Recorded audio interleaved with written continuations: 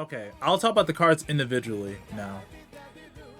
I mean individual. I mean, let's talk about the bosses individually. Um, just like all of them, even Celestial and Loreno. So, Kyrie. She was a trial deck card. She essentially had no support in the first set. She had Aerith, but the deck wasn't there yet. You have to combine cards with the Ghost engine, the Gem engine, and to be able to make a combo deck, but the combo deck wasn't better than any other of the other decks in the format. So it was a very combo, I mean, piece reliant deck. You could do all these attacks, but it wasn't as strong as it could be. In this set, it definitely helped out. Not only did it branch to R type into multiple different types thanks to the front engine, but you have a good solid generic engine where I mean a good solid a generic playstyle that anyone can play. You can purely play Grade 4 Kyrie by yourself for its main deck and play whatever card that you want. Grade 4 Kyrie be a finisher. Yeah, you can play her as a finisher. You can play this with Persona Ride Kyrie as well. Not saying that Persona Ride Kyrie is bad, because we have Aerith and more cards that can combo with her to make it just as strong as a Grade 4 turn. Don't forget Persona Ride is still a good mechanic for just for overdress, because your front row gets 10k power. Sure, you might not be able to multi-attack like Kyrie, Grade 4 Kyrie, and give you rear guards power, like Grade 4 Kyrie, but the front row gets 10k power, you draw a card, and you essentially don't have to mandatorily call 2. The bounce is free for Grade 4 Kyrie, but still, Soul Blasting 1 is not that heavy of a cost to bounce 2. But not just that, Kyrie's deck building is very open. Like, yeah, you see some of the same cards ran, and you can't play it like that. But there are other cards that do other different things that that essentially can allow you to. They essentially allow you to play the deck in a different way and to do different plays that other Kyrie decks can't. So there's too many variants of Kyrie. Most of them are meme, but like the main ones are pure Kyrie, playing Le Plume and the Stasis engine, and front Kyrie, using the front engine and drawing a bunch of cards and comboing that way. I call the third one I call is like combo Kyrie, which essentially you're just using Le Plume and doing combos during the Grade 4 turn or even Persona Ride turn to get more attacks. So Kyrie definitely won this set because she really needed a lot of support. But also it helps that Melty is also a card that gave the deck draw power, and you can use the front engine to get more draw power. Since you're able to bounce, you essentially start plussing from that. Let's talk about Clarissa. So from this set, honestly, she didn't get that much. Most of the cards supported like her and other units going back to the deck and giving her power. Her triple R helps her in her game plan to be able to get Persona Ride. That other Grade 3 that bottom decks herself to get the order, that helps her strategy. But everything else in this set was like supporting the rear guards from not getting hit, or having to attack to be on board to give power or return themselves to the deck, or to do some type of other weird card effect. So Clarissa mainly remains the same. Other her main game plan is like, you want to get your order, you want to have the earnest corrects on the board and hit the enemy to power up your board, but the new cards want them to be on board or to attack before that. So I'm thinking that the cards in this set, other than like a couple of cards, are meant for more wave 3, where I'm assuming Clarissa is getting another form that does something completely different. Like maybe you use the same order, but you don't like draw and give power. Instead, you do something else, or call from deck and they all get power or something like that. She might even get a new order. We will see. But as of right now, the cards in this set really didn't improve anything, and everything else in the meta is going up in terms of value, like advantage wise. Alestial, the wing mechanic. I think Alestial got pretty good support this set. So Alestial this set, I think she's pretty okay. She got extra attacking that she needed. She had cards that increase her shield and power. Finial's an amazing card to be able to cycle basically L kills and start getting both wings every turn. She has power negating, and she doesn't get that much crit, but her rear guards with the white wings get more power and more shield now. The only thing is that she doesn't draw that much, but her abilities are all free. Like, most of her abilities are free, so you don't necessarily have to yeah, like, you don't necessarily have to pay cost for her. It's cost for other rear guards. So cards like, if you want to play Melting your deck to draw, you can play her. Or there's a grade 2 from the first set, you can play that. You can play Sweet Sweet to cost specific cards. Plus she gets a +1 from her main phase skill. You can play this deck very defensively. Meta wise, I don't think it's up there because there are a lot more faster decks. Once they hit turn 3, they start to go put a lot of pressure on Alestial. But I don't think she's as worse as she was in the first set. She got a lot of good cards in this set, in my opinion.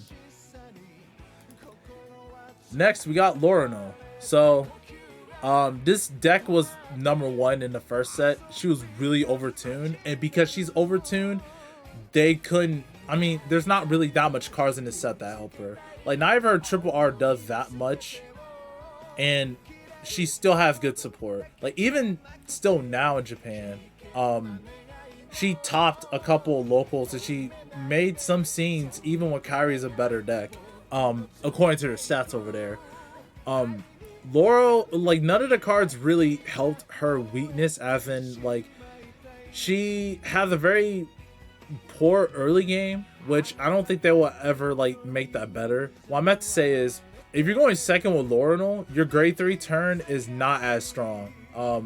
You need the rev up. It's like the Bruce issue, where Bruce needs to be in final rush, but if you go second, you're not going to be in final rush. You have to wait a turn. Loreno have to wait a turn to be able to do that. And with more cards being able to draw or push early game, it's going to be hard for Laurel to catch up, but she's still in a good spot. I think she's like second best because her abilities are still strong. Her deck can still draw a lot of cards. You gain new tools with Evelyn to be able to stack the top card of your deck and other stuff. But I think Kyrie's is a bit better because she has that early game.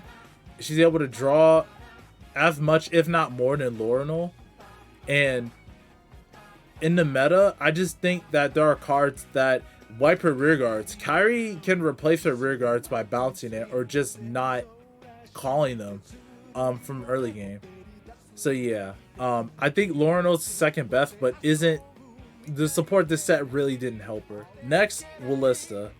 So the worst deck in Lyrical set 1 became one of the best supported decks in set 2.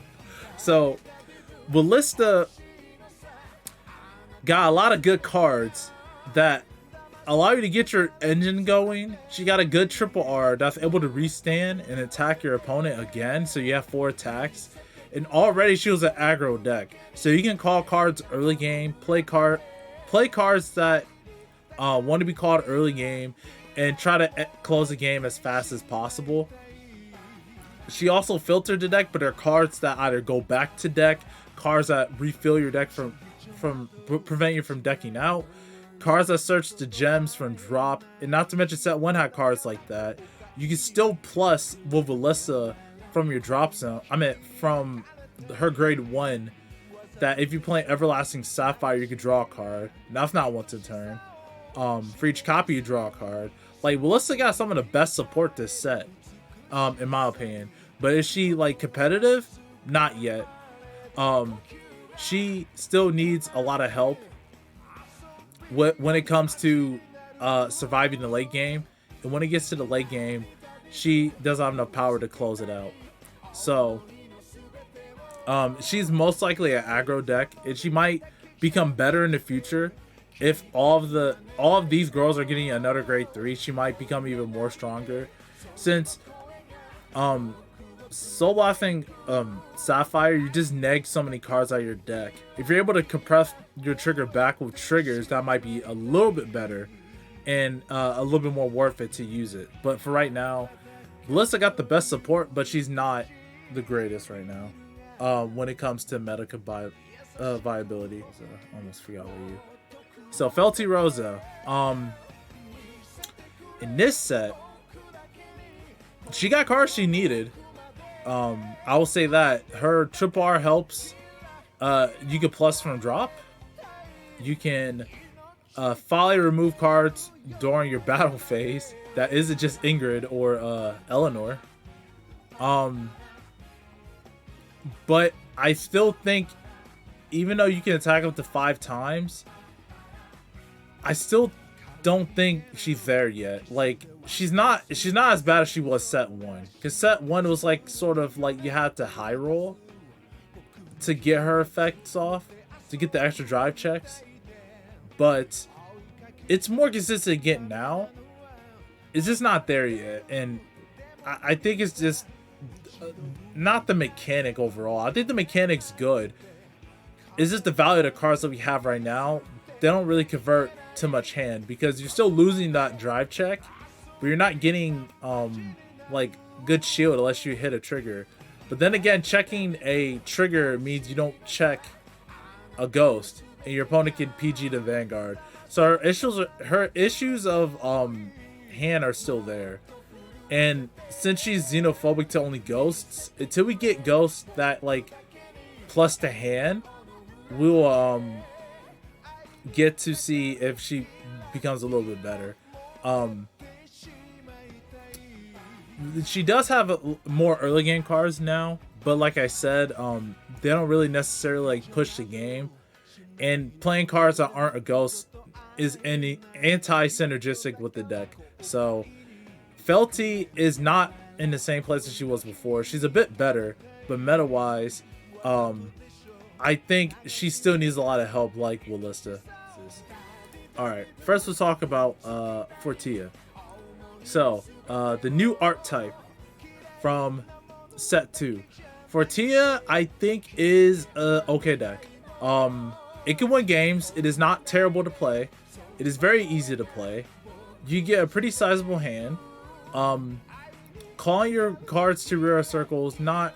I mean, the overall goal for Tia is to attack with big numbers on your rear guards, to plus with the mermaid, and to restand her without negging in hand, basically, because you basically fulfill the condition with the extra drive check you get. Like, what's stopping it for being meta probably is just there are decks like Gravidia or decks that spot removal a lot of cards and you just have to punish from hand. But the deck itself is not bad. Like, if you want to buy it from this set, I recommend buying it. It's not a bad deck at all. You can top a locals or even a tournament with this if you really try to. And you don't need all of your rear guards to be friends, but it makes it more consistent for Fortia to be able to restand. And Swinging Twice with Vanguard is still pretty good, and you can do this turn 3. Some decks have to wait until later to restand. So if you go first, you can repressure with a Vanguard attack twice. So Fortia is definitely a card that you want to, if you're interested in get her. She's a really good card. She would probably get better in the future if you get more generic cards or cards that synergize with friends.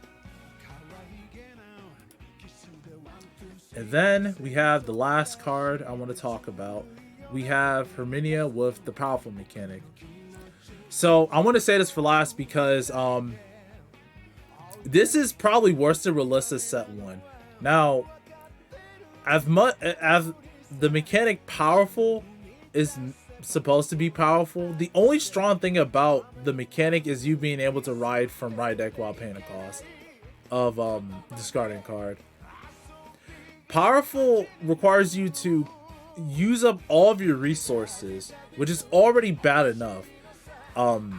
Compared to something like V Alt Mile that actually netted a lot of value from you having no counterblast, all of your grade 2s got 5k, 5 or 10k power, so some type of power. They all got critical as well. If you have another grade 3 in the soul, and they get 5,000 shield or 10,000, some type of shield. And there was a grade 2 that if you have no face up cards in your damage zone, they can intercept from the back row. So you got a lot of value for having no face down damage. But with this, most of the cards that Herminia has, except like I said, the only one that really is the strongest one is probably Sing, and that's a double R. The grade 2 can call a card from the soul. It does help powerful, but swinging 20k is not enough for you using all of your counterblast and having no soul. Granted, you can do a restand effect turn 3, and if you have nothing else the next turn, you can still do an effect without a cost. But to compare something like Bastion, that gives it extra power when it restands, or has cards like Alden that pluses to hand, it gets bigger for each time they swing, or with other cards that are in the deck, is just by far the worst card, and is by far a worse card than Bastion. And not even that, other decks doesn't have to waste resources to get even like a third of what she can do. Like the powerful cards themselves, Tulis is not that good of a card. It's only good early game. If you don't draw it, oh well, I guess you just have to attack 4 times and hope your opponent doesn't guard them. The deck doesn't make numbers like that. You have to persona in order to get that, and the deck doesn't draw a lot either. Like getting the soul empty is easy. The counterblasting for it to get to no face down cards in your damage zone, it just baffles me. They made Fortia restand the Vanguard, but her rear guards are more stronger than her. But Herminia herself restands a rear guard, and she's more powerful than the rear guard. So it's like they flopped the abilities. But other than that, Herminia is far worse than Willissa set 1. Willissa at least can aggro the opponent and try to close the game out. But this one, but she didn't have to use up her resources for her mechanic. Willissa just needed the gems, and even so, her engine was good enough that Kyrie was using it. Even though Kyrie didn't have support, it was just Willissa herself. They're fixing Willissa slowly, but the issue is still the discard 5 from the top of your deck. Yeah, they have the double R that recoups itself from and becomes a plus from being discarded, but Herminia doesn't have that. Like, you get value of the counter charge 1, technically you get the extra counterblast, but it doesn't help that all of her cards don't really end the game or push to an ending goal. Like, I think the highest ceiling you get with this deck, if you play Elkiel, Persona Rise, so you have to be on the board, and mind you, we're in a meta where people can snipe cards, so you somehow have to pray you don't get into a matchup like Barrel Madness or Gravidia, or a deck that can just spot removal. So you have to play Elkiel, Persona Ride, put her in the bind zone, so now you're in white wings and black wings, and you have to call the grade 1 from set 1 to give a crit 2 a powerful rear guard and swing twice with it. So that's probably the highest ceiling you have. But not only that, Bushiroad made heals that that have more shield against cards that restand or cards that have crit. Oh, guess what Herminia does with that deck? You restand 1 rear guard and you give a crit to that rear guard, so both heals are activated. So it's like, what's the point of playing this deck if you're just going to be a worse Bastion? You can just play the TD, and I bet you can win with Bastion. And the card doesn't get any form of plus at all. Like, the discard of restand a rear guard, yeah, that's fine, but you have no resources to do anything else. And it's like they made powerful, but it's actually really bad. It's laughably bad. Like, I feel bad for people who want to play this deck because the mechanic itself is just, well, powerful itself is fine, but this card is just bad. And that's just the only reason why it's this bad is because they split half of what set 2 is actually supposed to be. Oh, Lyrical. Yeah, Lyrical doesn't get the heals yet because they made it in set 5 and they're adding new heals in Festival Collection. So this set was released before set 5, so the heals wasn't in effect yet. But that's also a thing, like Lyrical doesn't get the heals until next set. But just like we just now got our front crit in draw. But overall, this is probably worse than set 1 Ballista. Ballista at least had the luxury of playing 16 crit before, but then they did the trigger limit, and then it became worse. But even Eugene got more quality support. Even Eugene got more quality support with the order that they was given to be able to draw cards. Herminia has nothing of that. There are many decks that have to run draw triggers in order to +2 hand, but they're draw triggers. So they don't have 5k shield. You're not doing anything with that. Like, this deck is like half complete, but that's all I have to say about it. Herminia is not in a good spot, and it's even, like I said, it's even worse than set 1 Ballista, where Ballista had more of the aggro potential. This deck has things you can do, but overall playing it, like I play, it's fun, but it's very hard to win with it. Even with cards like Eileen, the one that stacks the top card of your deck, I only won because that card is so good and I just got lucky. Like, I can win games just because of that card, but when the main boss can't facilitate what it wants to do and end the game, or at least push to an end game goal, then I don't know what to tell you. The card doesn't do that. And Ballista has the same problem, but she has a rear guard that can at least attack again, or she has cards that at least allow you to filter your deck or to compress your deck so you won't deck out if the game goes on long enough. But that's all I really have to say about Herminia. But overall, I think this set at first was very underslept because Kyrie looked okay at first. And then after that, we kept getting reveals. And it just didn't look interesting. Like, I knew Finia was okay. I knew Finia was good. I knew Melty was good, but she was much later. But every other card in set seemed like it was bad or not as strong. And like I said with the double R, Eileen, a lot of people thought I was trash. And now it's played in 4 copies in Kyrie. And some decks are even adding to their deck because the psychological power is strong. The effect itself, yeah, it's like the power itself that the card provides, like in the game state, like power wise, is not there, but it's a good card to pressure your opponent. You don't, like, your opponent doesn't know what you stacked on top of your deck or what you put to the bottom of the deck. So overall, I think this set is not as bad as the first one. I think the first one was okay. Loreno was the best one. Clarissa was up there just because of her pure draw power. I think a lot of other decks is not there. Ballista was the worst one. Kyrie was playable, but that was just because they literally didn't give her any support. And you have to mix and match different stuff to make a playable deck, because pure Kyrie was not it. Felty Rosa had worse issues. She wasn't the worst deck, but she had issues that were worse in set 1.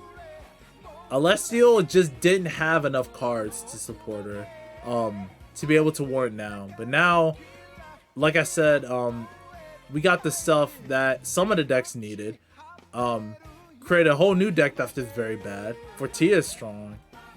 Kyrie's more complete now than she ever was. Laurel's the same. Clarissa's the same. Alessio got better, like I said. Ballista got better. Just need a little bit of a stronger win con, and probably her new grade 3 form one day will probably help with that. And Felty, she gotten better as she's able to now put regards back to the bottom and into the Decadur thing. It's just the ceiling is not there. But overall, that is Lyrical set 2.